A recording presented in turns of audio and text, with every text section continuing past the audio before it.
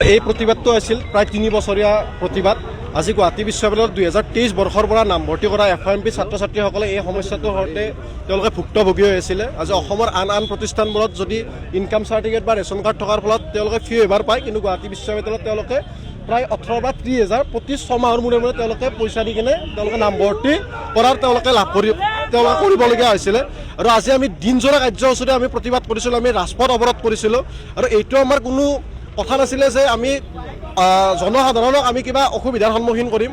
আমি যিবোৰ এম্বুলেঞ্চ আহিছে সেইসমূহক আমি যাব দিছোঁ, কিন্তু আমি উপাচাৰ্য কাৰ্যালয়ৰ সন্মুখতো আমি প্ৰতিবাদ কৰিছিলোঁ, কিন্তু তেওঁলোকে একো আমাক সহানুভূতি দিয়া নাছিলে। কেৱল পিছুৱাই আছিলে যে নামভৰ্তিৰ তাৰিখটো পিছুৱাই থাকে আৰু কোনো ধৰণৰ মীমাংসাত নাহে। কিন্তু আমি আজি গোটেই গুৱাহাটী বিশ্ববিদ্যালয়ৰ ছাত্ৰ সমাজ আমি ওলাই আহিছোঁ, স্নাতকোত্তৰ ছাত্ৰ সন্থাৰ আহ্বানত তেওঁলোক ওলাই আহিছে। আৰু এতিয়া আমাক উপাচাৰ্য কাৰ্যালয়ত আমাক তেওঁলোকে মাতিছে আৰু মাতি কিনে জনাইছে যে গুৱাহাটী বিশ্ববিদ্যালয়ত যিসমূহ ইনকাম চাৰ্টিফিকেট বা ৰেচন কাৰ্ড থকা ছাত্ৰ ছাত্ৰী আছে, তেওঁলোকে যিখিনি যোগ্য উপযুক্ত নথিপত্ৰ আছে তেওঁলোকে সম্পূৰ্ণ বিনামূলীয়াকৈ নামভৰ্তিৰ সুবিধা হ'ব। আৰু এইটোৱে আমি বিচাৰি আছিলোঁ, যাতে একোজন নিম্ন মধ্যবিত্ত ঘৰৰ পৰিয়ালৰ ছাত্ৰ ছাত্ৰীয়ে যাতে গুৱাহাটী বিশ্ববিদ্যালয়ত তীক্ষ্ণ মেধা থকাৰ ফলত যাতে নামভৰ্তিৰ সুবিধা পায়, তেওঁলোকে যাতে ইয়াৰ পৰা গুচি যাবলগীয়া নহয়।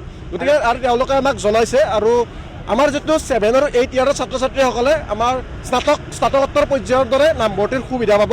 আৰু অনাগত দিনত আমাৰ গুৱাহাটী বিশ্ববিদ্যালয়ৰ কৰ্তৃপক্ষক 7-8 চেমৰ পৰা যিটো লাষ্ট 2টা ইয়াৰ আৰু গুৱাহাটী বিশ্ববিদ্যালয়ৰ কৰ্তৃপক্ষ আৰু আমি মুখ্যমন্ত্ৰী মহোদয়ক আমি অতি সোনকালে সাক্ষাৎ কৰিম।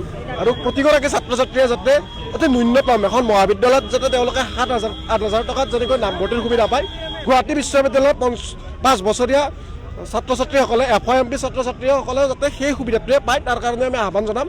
আৰু আমি অনাগত দিনত যদি তেওঁলোকে এই আঁচনি কেতিয়াবা যদি বন্ধ কৰে বা অনাগত দিনত যদি এই মাচুল আৰু বৃদ্ধি কৰে, তেতিয়াহ'লে গুৱাহাটী বিশ্ববিদ্যালয়ৰ ছাত্ৰ সমাজে কেতিয়াও আন্দোলন কৰিবলৈ কেতিয়াও নিমাত নহয়। আমি এই আন্দোলন কিন্তু ধাৰাবাহিক